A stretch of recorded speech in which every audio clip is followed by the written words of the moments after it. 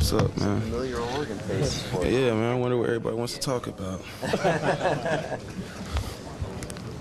Think you're going to be more popular than Colin Klein today? No, man. That's never gonna happen. Y'all eventually get around to him, so that's what happens. For the Heisman. How weird is it for you to play Oregon in this bowl game? Man, it's really not that weird for me, right now because I haven't really seen the guys. I seen Kenyon once, but I haven't seen the other guys that I played with. So it's not, it's not too different. I mean, it'd probably be weird when we do the events, me knowing everybody in the program and stuff like that. But right now, it's we just been doing what we do. Getting out here to this weather, it's 60 degrees in December. So that's the weirdest thing for me right now. Chris, have things gone the way you kind of envisioned them after you left Oregon? I know, when you were at Oregon, you wanted to be a quarterback and transfer. Yeah. Now, sitting here 4 years later, how would you kind of assess your journey? I mean, I think it's been pretty good. It hasn't went the way I wanted to go because I wanted to be in a national championship. We fell short in one game, but we still turned it around, which I wanted to do. I wanted to come back to a school in Kansas, and play for a school in Kansas, and make a turnaround, and that's what's happened so far. Is it pretty cool to end your senior season in this situation in a BCS game and against Ducks? Yeah, it's definitely cool knowing that I if I was sitting here or if I wasn't sitting here when we was at home already because we didn't make it to a bowl game, we wouldn't have the success we had. It would have been kind of a sour situation, but definitely knowing us that we rank right behind them, same record, and it definitely makes me feel like I made the right decision. In the time since you left, have you kind of from a distance watched Oregon and their bowl games, watch the uniforms, watch all that kind of stuff? Yeah, I got a lot of friends here, that I still talk to, and those guys, mostly the older guys though. So that's why I was watching more closely the last couple of years because I knew those guys, and it's definitely cool to see them do well. See them playing the national championship 2 years after I left was kind of a little bittersweet thing, but I was still happy for them getting there. So it's been fun watching them though. Chris, when you did leave, just to refresh, was it more to be closer to home or to maybe play quarterback? It was that the only reason was to come home. That was the only reason. The people asked the questions about me playing quarterback. Obviously, I wanted to play quarterback. And people would flip it and make that the main thing of the article. The only reason I came was to come home. And are you the biggest challenge that you see with the Oregon defense? Just the athleticism. You got guys. You got LeBron. Out at linebacker. 6'8", 250 out there, running 4.4. It's kind of difficult to prepare for. We haven't played nobody like that this year, and it's going to be a little different. They have. They're a lot longer than the teams we played, and a little bit more speed. So that'll be a little bit different. That'll be different for us game plan. Are you able to provide any sort of insight to the defensive guys on our Oregon's offense? If I watched them, I haven't watched them this year though. Honestly, when we're playing, they're playing, or we were getting ready for the game. So I really haven't got to watch them play. If I watch film, Coach Kelly, he keeps it simple. He's confident in the speed they play and the athletes they have. So, I know they have a new coordinator since I've been there. So I haven't watched them, so I really don't know what they do like when I played. Nothing from when you were there then. If I seen them, I definitely would know what they're doing. But I still haven't watched them yet. So, I probably will before we play them, but I still haven't watched them yet. Hey Chris, how about this? You guys are such a veteran team on offense too. But just after this game, after you guys make your final statement, where do you see this offense and this team moving on for next year? I think they're gonna be fine. When you got your line coming back, you can build around that. We have everybody on the line that's playing coming back, so they'll be fine. They have what they need. Because you can't do anything on offense without a line. We got that coming back, so I think they'll be just fine. Chris, Chip was your offensive coordinator, obviously. Yeah. What's it like as a second-year offensive coordinator? He was cool, man. He was aggressive. I remember when we was up. I played my first game actually, and we was up. We was beating Washington by like 30 points. And I came to the sideline. He was like, "Why are you playing so slow?" I was like, "We're up by like 30 points. Like, don't you want us to slow it down?" But he got that aggressive, pedal to the metal all the time, attitude, and that's something I remember about him, the most. Is how his confidence, and his just kind of his, I guess, I guess swag. I mean, you don't use that for a coach. You know, I really don't like the swag word. I think it's kind of overused, but he has, you know, it's kind of a little aura about him. You know, that's what I liked about him the most. I imagine he was involved in your recruiting to Oregon. Yeah. He had, at that point, I mean, he was really very recently removed from being an FCS guy, an FCS offensive coordinator. Yeah. When you were seeing him recruiting you, compared to, I imagine, other people who were recruiting you that were well established and at the highest level of college football, did it take convincing that this guy from New Hampshire would be able to create a program than what it's turned into now? No, not for me. I mean, because Oregon had already, you know, Oregon hired him. So, I mean, obviously, they know more about coaching than me. So, you know, if they gave him the stamp of approval, obviously he was a good coach. So it wasn't nothing he needed to do for me to, you know, buy into what he was talking about or what he was selling. So, and I definitely clicked with him, you know, personally from when I met him. What clicked? I mean, he was cool. He was real, you know, he was a real person. But even when I got up there, like my brother called him all the time, and like he would answer and call him back and stuff like that. So I mean, he just, you know, he actually, you know, cared about, you know, kind of how I was, you know, as a person. And like before I left, I talked to him, you know, a lot of times, him and Bilotti about me leaving, and I think that's the reason why they, you know, let me leave, because, you know, they actually cared. You know, it wasn't a thing where they didn't care about it. It was. I felt like they cared. You know, at least that's what they showed me. So. You were there in the infancy of this offense and the kind of this program. When you left, and did you see it becoming this? Did you see that it was going this way? Yeah. For a straight BCS game. Yeah, I definitely did. You know, I knew we was gonna play for a national championship. You know, like them playing in the Rose Bowl the year after I left wasn't surprising. You know, everything that happened, it wasn't surprising to me because I knew the athletes on the team, I knew the players they had, you know, the leadership. So I knew every aspect of the program. So I definitely seen all that coming. Chris, can you reflect on your move from quarterback to receiver? And I think for a lot of us at that time, that was a tough move for you, mentally, emotionally. And then you continued to play receiver at Kansas State. And Kelly told us the other day, he said, well, he could have played receiver at our college.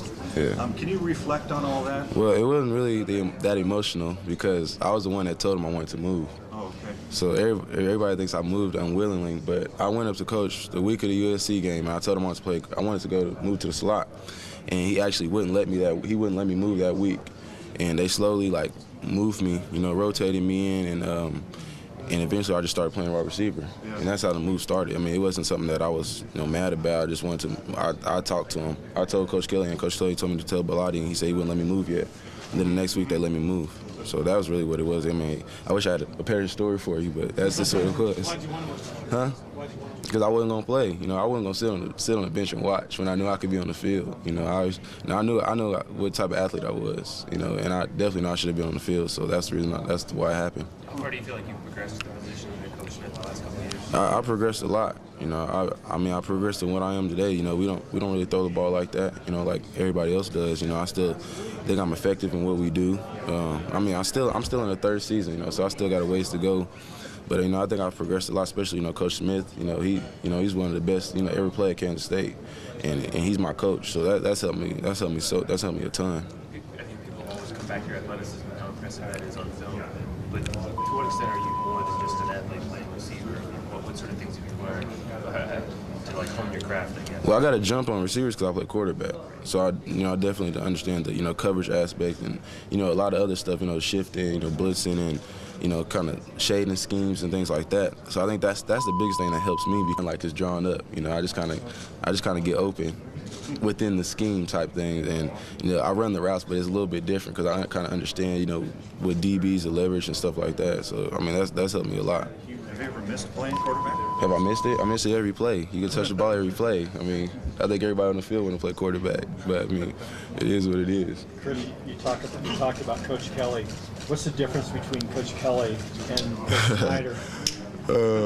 I think one thing, I mean, I think one thing that's the same about them is they both just want to coach. You know, they don't want to do all the, you know, the extra stuff, you know, as far as, you know, having to do a lot of the other stuff, you know, that goes with the coach, and they just want to, you know, coach the players and things like that. But, I mean, it's a lot different. You know, Coach Snyder's more conservative. Coach Kelly's more, like, progressive. You know, like I said, we were a more traditional program, and and Oregon's more futuristic. I wouldn't even say modern. I'd say like a futuristic, you know, with the jerseys and the fashion statements and stuff. So I mean, I definitely think they're on the different ends of the spectrum. When you look back on your time in Eugene, I mean, is there something that you can look back and it kind of stands out? I mean, for example, I remember you catching the touchdown pass against UCLA right before the half. I mean, is there anything like that for you? My first touchdown.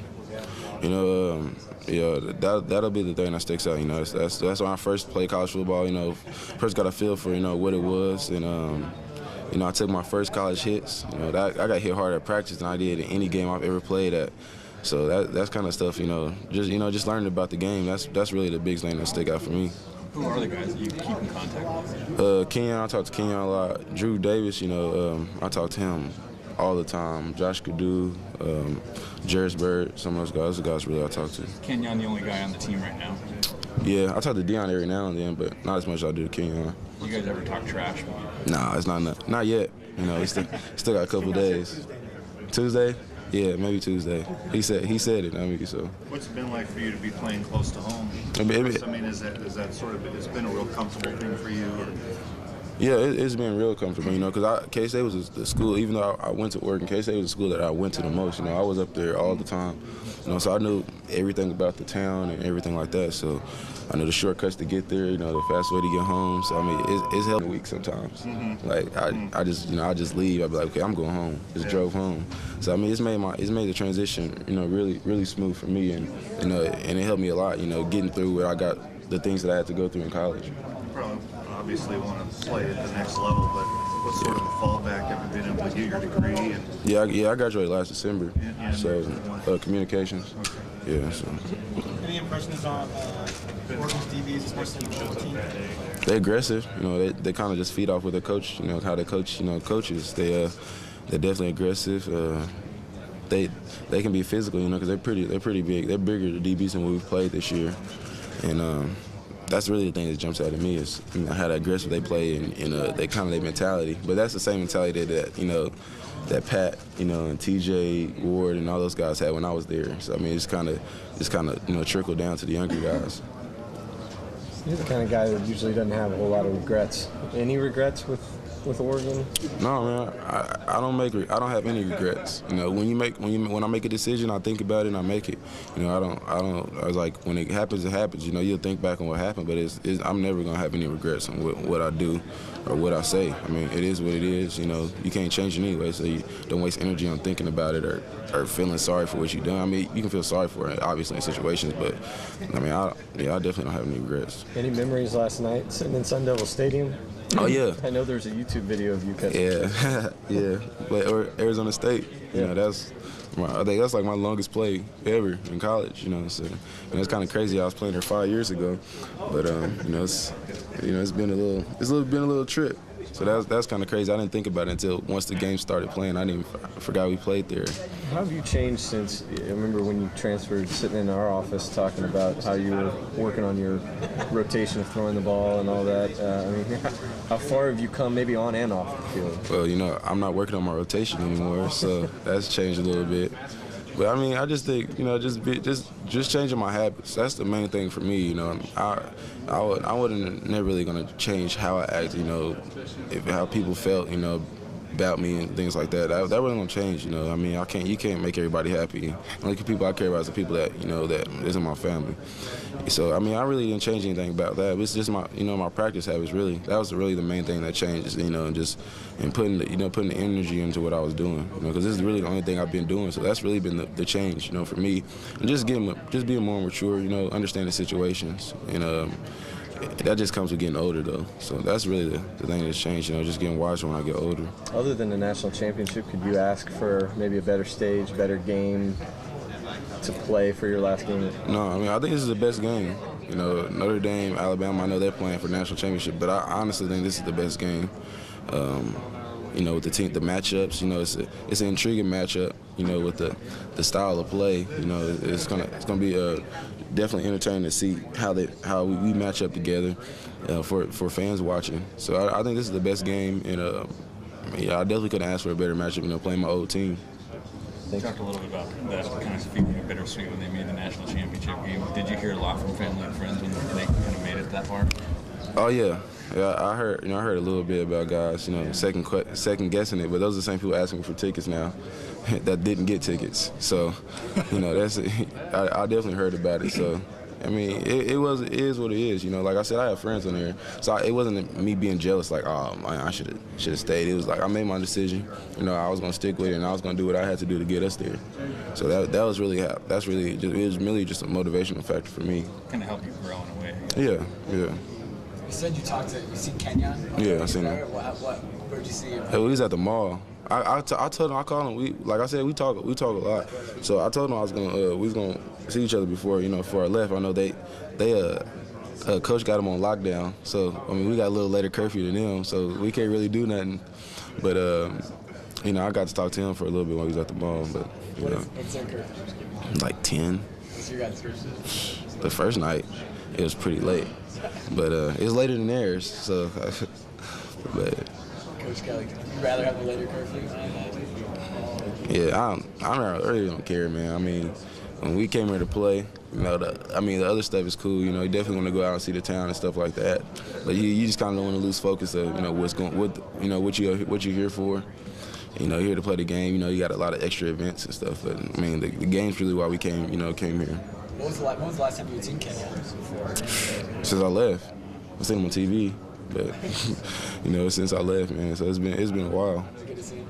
Yeah, definitely was. I know you guys are close. What should we know about Kenyon, us in the Oregon media, that maybe we don't know? I think he's pretty transparent. I don't think he's not one of those guys that switch it up. I definitely had teammates that was way different in the locker room, and then they like super proper in the media and stuff. Like, who is it? I don't know this dude. I never met him before, but I mean, he's the same in the media that he is.